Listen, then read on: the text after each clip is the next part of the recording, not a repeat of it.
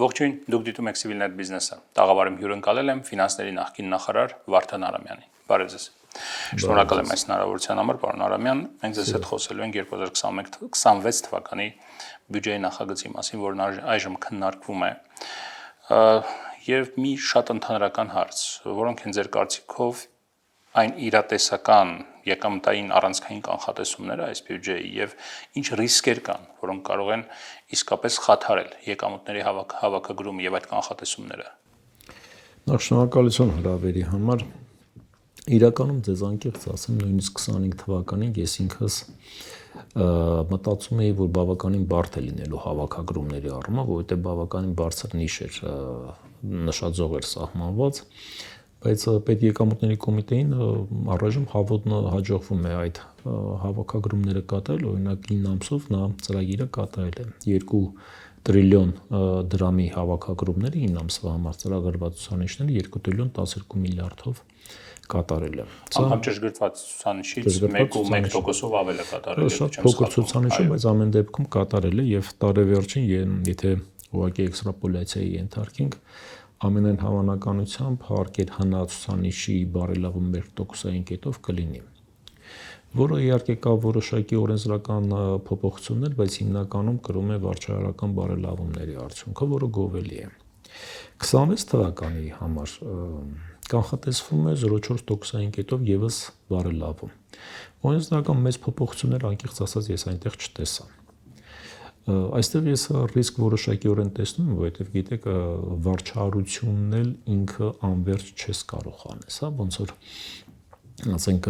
անընդհատ դու բարելավումներ կատարում ես, հետո հասնում ես մի կետի, որ դրանից հետո լրացուցիչ արդեն կոշտացումները անարդյունավետ են, դու ավելի շատ ծախսեր ես կատարում, քան լրացուցիչ եկամուտներ ես հավաքում։ Այսինքն այդքան ստվեր չկա, որ ամեն անգամ ստվերի հաշվին եկամուտները ստվերը միշտ լինելու է արժանապատվական, ուղղակի հարցը թե դու ինչ գնով ես այդ ստվերը կարողանում կառավարես, հա, պատկերացրեք, եթե դու 100,000 դրամ ես ծախսում, որպեսզի լրացուցիչ հավաքագրես 50,000 դրամ, դա անիրատեսական է։ Դրա համար օրինակ շատ զարգացած երկրներում նույնիսկ ասենք այն միկրո բիզնեսների եւ իհարկե կարող են ամբողջությամբ բերեն նրանք հարկային դաշտ, բայց այլ բան է թե այդ ծախսերը, որ դու կատարելու ես վարչահարական, արդյոք դա իրատեսական է, որ ավելի շատ ծախս կատարես, քան ավելի շատ եկամուտ։ Հատկապես որ միկրո բիզնեսները դրանք ինքնազբաղվածության խնդիր են լուծում եւ աղքատության դեմ պայքարելու են էֆեկտիվ եղանակներից մեկը։ Դրա համար սովորաբար այդտեղ պետք է զգուշավորություն ցույց տանք, եթե այնպես է, որ հարկային մարմնին մենք անընդհատ նոր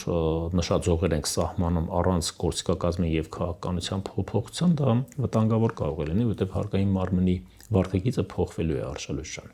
Հարկային մարմինը հասկանում եք, նրանք տեսչական մարմին են, նրանք քաղաքականություն մշակող չեն, դրա համար շատ կարեւոր է, որ քաղաքականությունը մենք ինչպես ենք ձևավորում, որ դրա տակ պետք է տեղավորվի հարկային մարմինը։ Եթե դու չափից շատ ես ծրագիրը տալի, քան իրատեսական, ասենք, տնտեսությունը կարող է գեներացնել, հա, կարող է նրանց մոտ արդեն նախորժակը մի փոքր այլ փոխվի եւ նրանց վարկագիծն է փոխվի։ Նրանք ավելի շատ կանխիկի հետևից գնան եւ փորձեն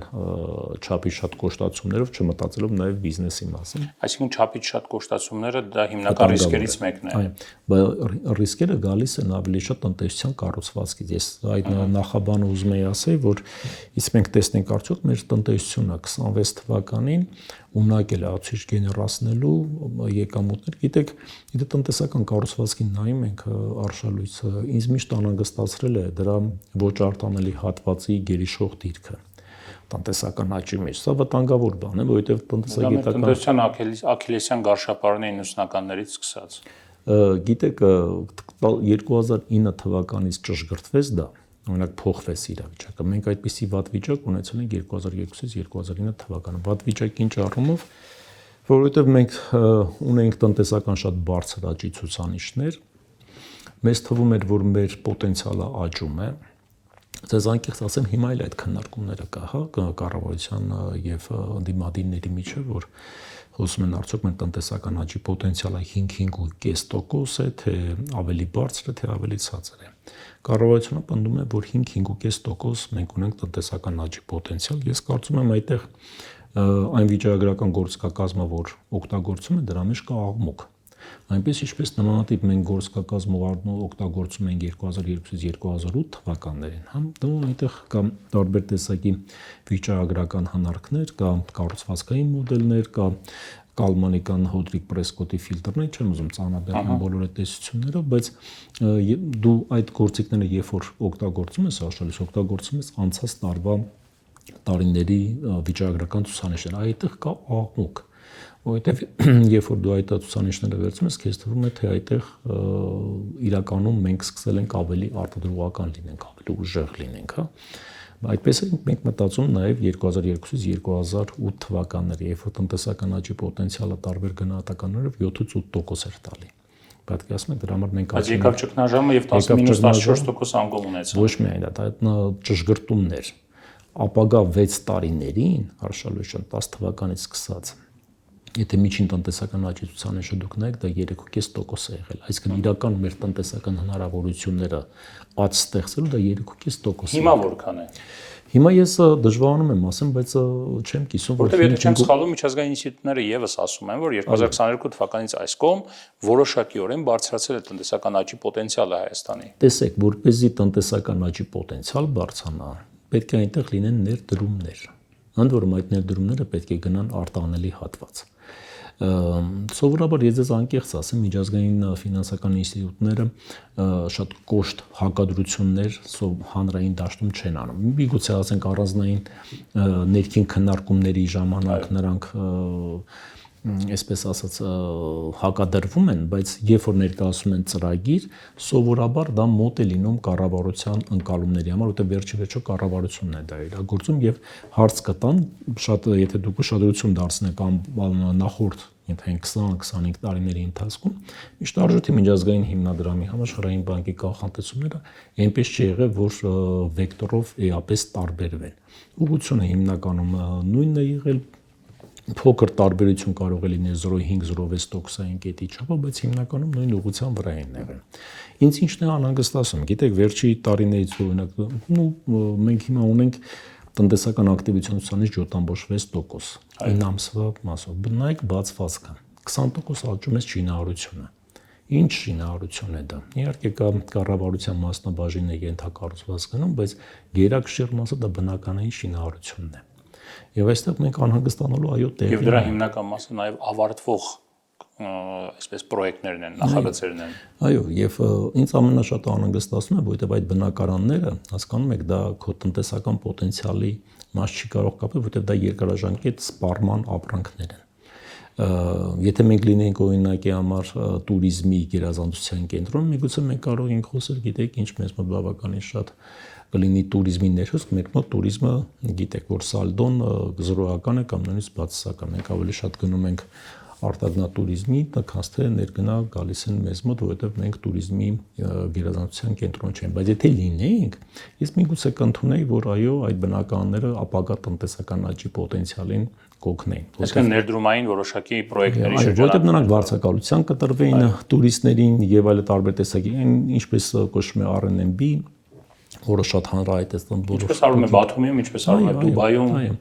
Այո, բայց մեզ մոտ այդ հնարավորությունները ես կարծում եմ խիստ սահմանափակ են։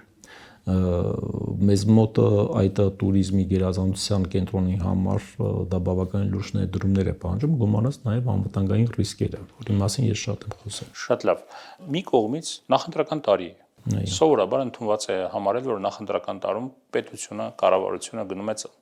ավելի այսպես գրպան ավելի է խորացնում, գնում է ավելի շատ ծախսերի, սոցիալական ծախսերի, որպեսզի դա հասկանալի է, ձայներ ներգրավի,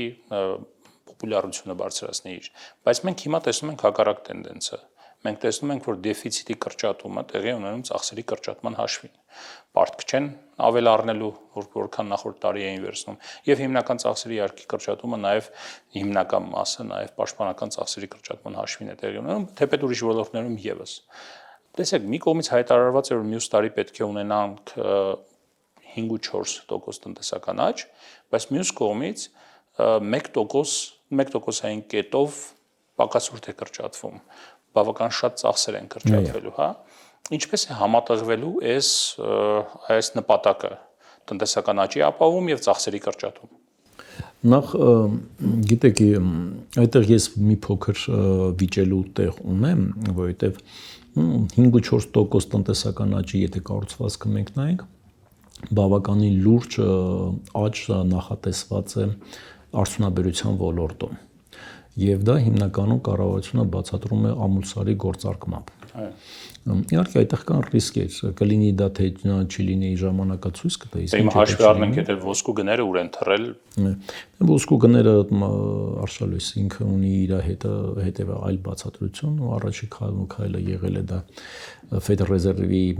էական ընդլայնողական քաղաքականությունը եւ ամբողջ աշխարհի պանդեմիկայով պայմանավորված ընդլայնողական քաղաքականությունը եղել է 22 թվականից հետո ուկրաինական պատերազմով պայմանավորված երբ որ սառեցվեցին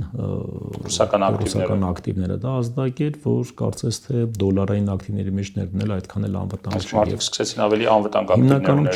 4 երկիր շատ ագրեսիվ սկսեցին ոսկի առնել, դա Չինաստանն էր, Հնդկաստանը,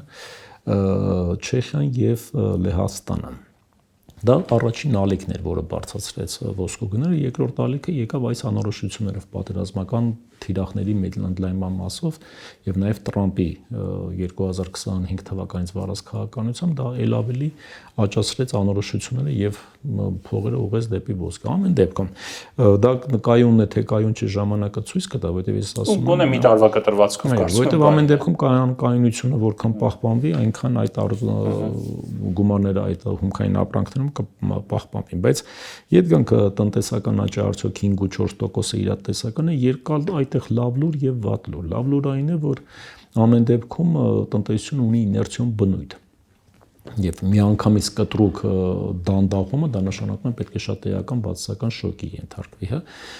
Այսինքն լավ լուրը նա է, որ մենք տարվա վերջում այս 5.2% տնտեսական աճից ամենայն հավանականությամբ ավելի բարձր կգտնվենք։ Վատ լուրը այն է, որ նորից մենք գալի կանգնում ենք այն գործոններին, իսկ որոնք են այն հետևը ընկած գործոնները, որոնք որ պետք է ապահովեն այդ 5-4%-ը եւ նորից մենք այստեղ պետք է նայենք, տեսնենք ներդրումները ինչպես են լինում։ Գիտեք, մենք միշտ որ նայում ենք ներքին ներդրումներին, իհարկե դրանք ավելի դանդաղ են, ավելի համեստ են, քան սպառումը, եթե օրինակ պետական մասը հանում ենք։ Հա, պետական ներդրումների մասը հանում ենք, ընդհանուր մասնավոր ներդրումների աճի տեմպը եւ ագրեսիան, որպեսզի նոր ծրագրեր իրագործեն, համ վերջի տարիներին համեմատաբար ավելի համեստ է եւ ավելի մեծ պետք է անհանգստացնող լինի օտարերկրյա ուղղակի ներդրումները, որ անցած տարի իրական տնտեսությունը բացասական է եղել 44 միլիարդով մենք ունացել ենք օտարերկրյա ուղղակի ներդրումների զուտ արտահոսք։ Այս տարի մենք, եթե չեմ սխալվում, ունենք 44 միլիարդ արտահոսք է տեղի ունեցել զուտով մինուս է տեղի։ Այո։ Եվ դա ակնկալի էր։ Ես ձեր տաղավարում եմ դրա մասին ասել Արշալույժան, հասկանում եք, երբ որ քո տնտեսության մեջ տեղի է ունենում ոչ թափանցիկ գործարքներ, ինչպես մենք ունեցանք օրինակ քաջարանի գործարք, համալսարի գործարք, հասկանում եք, այդ կառավարության փայամասնությունը, երբ որ դա թափանցիկ չէ,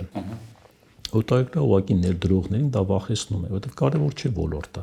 կարևորը քաղաքականների հստակությունն է։ Եվ նրանք ինչպես են դատում, բացի նրանից, որ նայում են մակրոտեսական քողկանությանը, նայում են անվտանգության բանը, նրանք նաև նայում են, թե եթե դա այդպես է եւ կա ոչ թափանցիկ գործողություններ, այսինքն կառավարությունը կարող է մի օր որոշի, որ այստեղ take-over անի, վերցնի,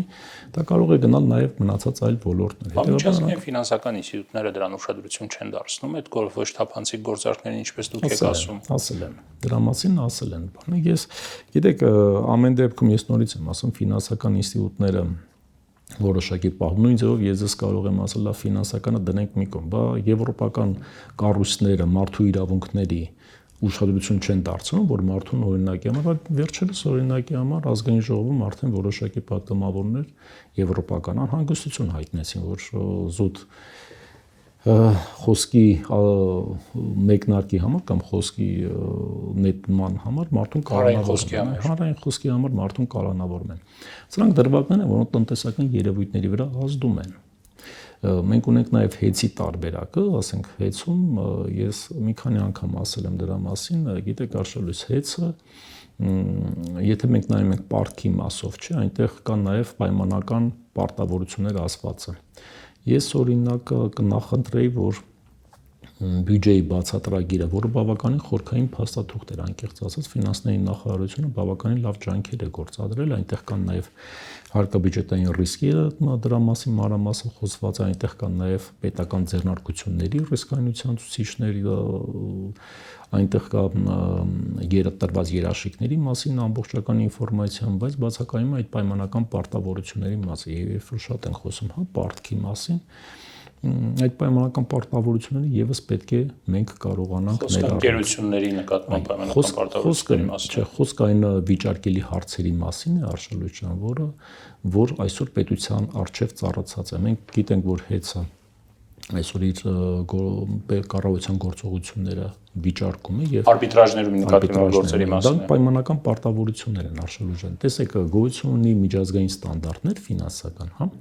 Իպսաս կոչեցյալը, որը որ հանրային հատվածի Քաջարանի գործով են վիճարկում։ Քաջարանի գործով, դրանք 1.3 միլիարդը, եթե չեմ սխալվում, Քաջարանն է դրել արդեն սեղանին։ Այդ միջազգային ֆինանսական ստանդարտները IPSAS-ը կամ ասենք մասնավոր հատվածում կա GAP կամ IFRS ստանդարտները, նրանք ունեն հուշումներ, ինչպես դու պետք է այդ պայմանական պարտավորությունները ներառես։ Եվ այդ պայմանական պարտավորությունները ամենավերջին մակարդակը դա possible եւ probable հնարավոր եւ հավանական ասած տերմին է եւ իհարկե չափողականությունն է։ Ասում եմ, եթե դա հավանական է, probable է եւ չափելի է, դու պետք է արդեն դու դա քո հաշվեկշռում ներառես։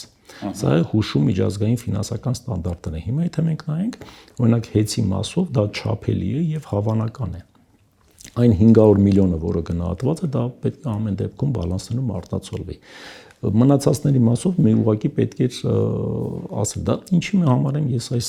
բաները ասում։ Գիտեք, սա ամբողջը մենք խոսեցինք տնտեսական աճի եւ դրա հետևանքած ռիսկերի մասին, սրանք ռիսկեր են, բավականին լուրջ ռիսկեր են, որոնք կարող են ազդել տնտեսական աճի վրա եւ նաեւ եթե այս արբիտրաժներում հաջողությունն մասնավորվում, իսկ կարծում եմ, որ մասնավորումը բավականին լուրջ հիմքեր ունի, մասնավորապես հեծի մասով ես շատ բարձր եմ գնահատում նրանց ռիսկերը, որովհետև նկատի ունեմ հավանականությունը, որովհետև 500 միլիոնի հայց է, չէ՞, գիտեք, տեսեք, այո,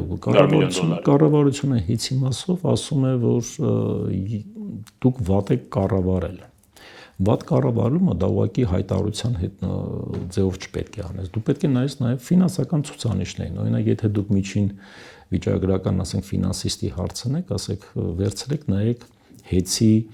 ֆինանսական հաշվետվությունները եւ դատողություն արեք կառավարման վերաբերյալ։ Ակնհայտ է, չէ՞, Արշալույս ջան, որ վատ կառավարումը դա վնասաբեր ընկերություններն են։ Սովորաբար, եթե այլ հավասար պայմաններում, եթե վատ է կառավարվում, վնասներ է ունենում։ Այնպես ինչպես RAW-ը մինչև 14 թվականը ունեցել է։ Եթե լավ է կառավարում, շահույթներով է աշխատում։ Գիտեք, 14 թվականից այս կողմ հեծը եղել է շահութաբեր։ Բացառությամբ 1 տարվա։ Պարոն Արամյան, մի քանի կարճ հարց եւ ավարտենք։ Մասնավորապես Թվերի դեմ պայքարի տեսանկյունից է նաև սա արվում, պետությունը, գուցե նրա մեջ որոշակի սոցիալական էլեմենտ էլ կա, պետությունը հայտարարել է, որ քեշբեքերի մեխանիզմը ավելի ընդլայնելու է եւ մեծացնելու է, այսինքն թոշակառուների դեպքում իրենց թոշակը եթե ամբողջությամբ ծախսելու են, այո, on-line վճարման տարբերակով, այսինքն քարտային վճարման տարբերակով 20% քեշբեք են ստանալու հետ վճար են ստանալու, իսկ հասարակ քաղաքացիները, եթե էլի նույն ձև վճարումներ կատարեն, 2% են ստանալու։ Սա Թվերի դեմ պայքարի տրամաբանության մեջ է, թե սա ավելի շատ նախընտրական, սոցիալական, չգիտեմ, պոպուլարության բարձրացման տրամաբանության մեջ է, եւ առհասարակ հնարավոր է նման կերպ ինքնաշխատ մեխանիզմի ներդրմամբ, այսպես ասած, մարդկանց մոտ Թվերի դեմ պայքարի վարքագիծ ձևավորել, որ չհանդուրժի Թվերը։ Իրականում, գիտեք, աշխարհում ընդունված է, որ մարդիկ այլ հավասար պայմաններում ներողությունը միջին վիճակագրական անձը, հա, տնային տնտեսություն, ինքը նյութապաշտ է։ Նյութականը իրեն համար կարևոր է։ Դրա համար օրինակի համար մարքեթինգի մեջ շատ են օգտագործում զեղչային համակարգը։ Նույն այդպիսի ենթադրենք, եթե դու գումարով ինչ որ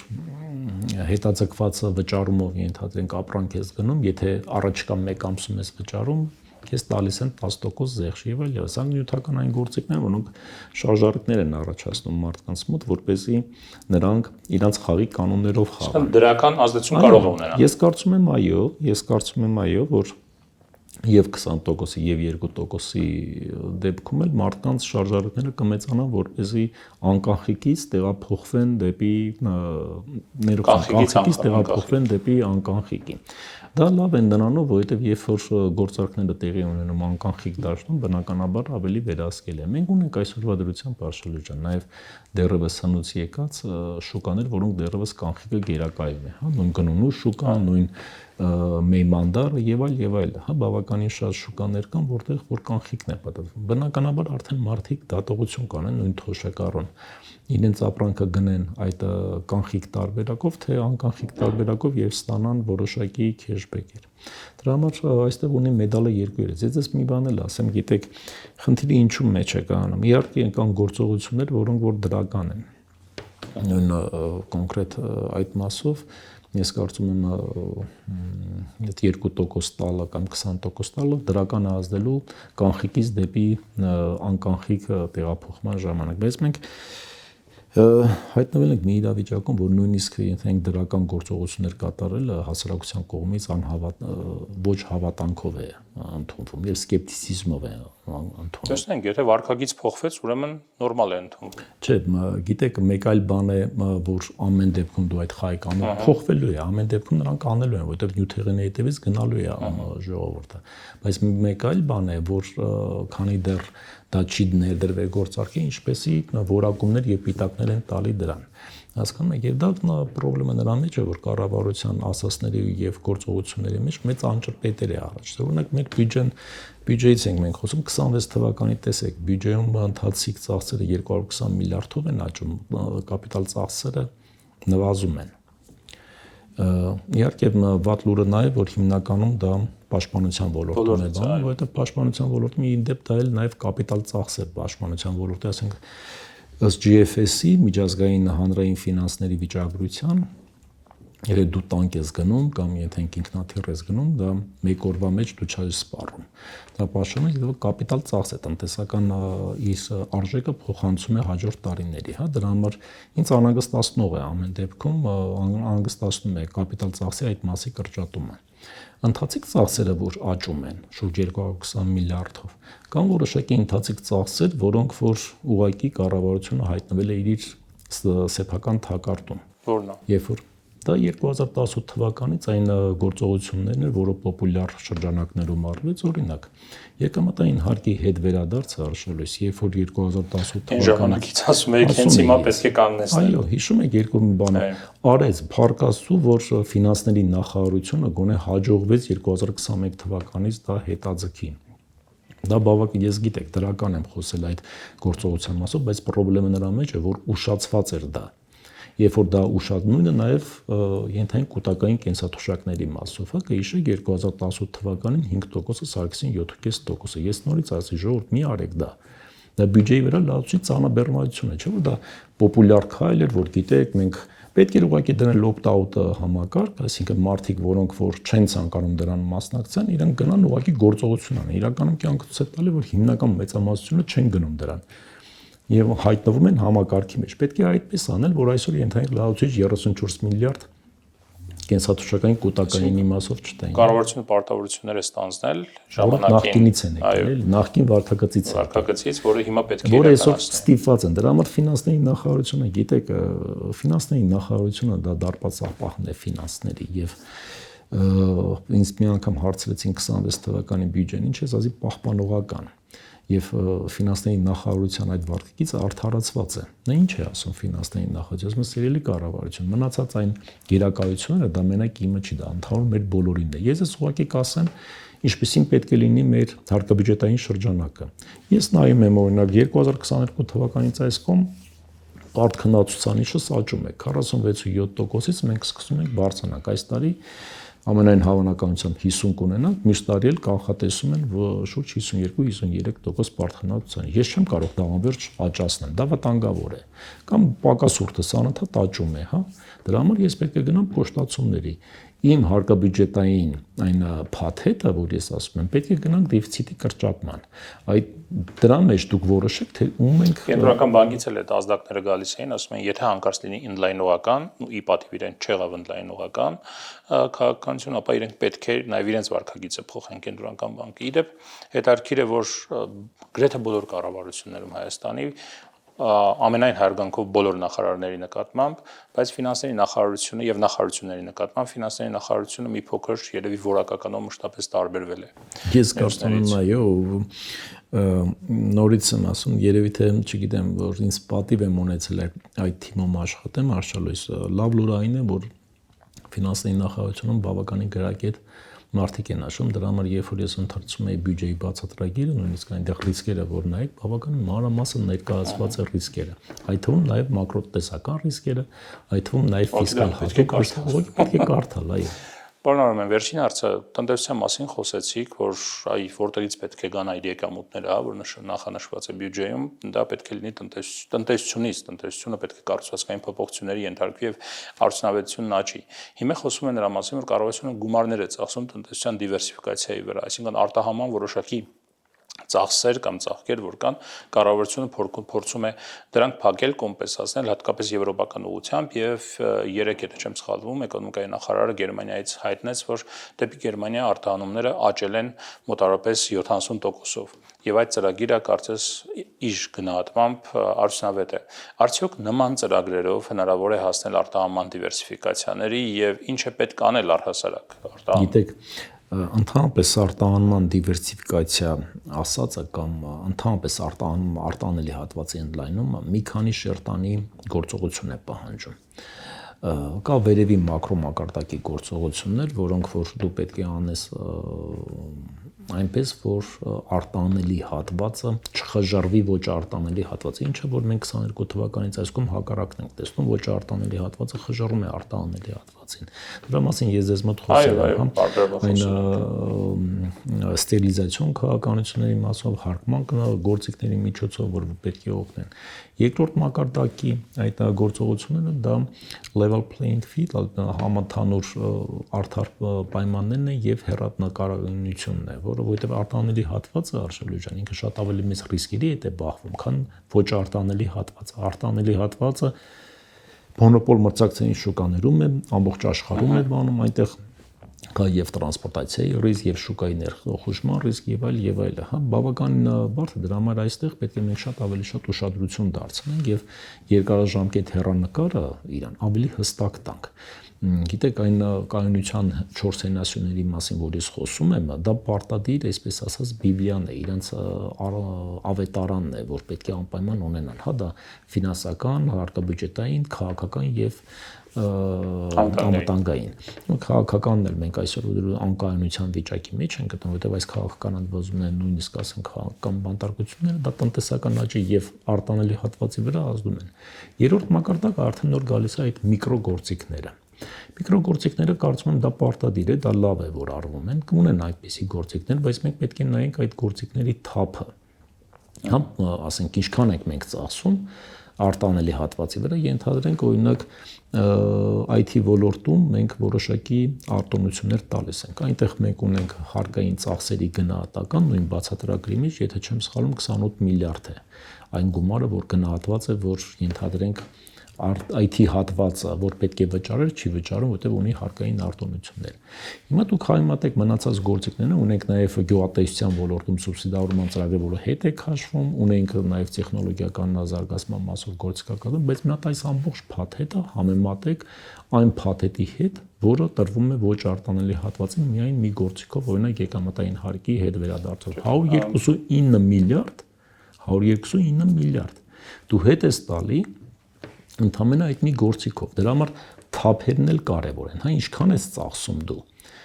որպեսզի դու կառավարելի դարձնես, որպեսզի միջոցները վերաուղղես դեպի արտանելի հատվածը։ Դրա համար եթե ամփոփենք, գիտեք, արտանելի հատվածի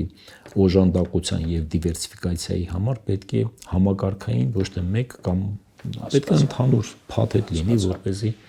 դա իրագործվի։ Շնորհակալ եմ զրույցի համար։ Ես եմ շնորհակալ։ Սիվիլնետ բիզնեսի տաղավարում ես զրուցեցի Վարդան Արամյանի հետ։ Առողջ եղեք, կհանդիպենք։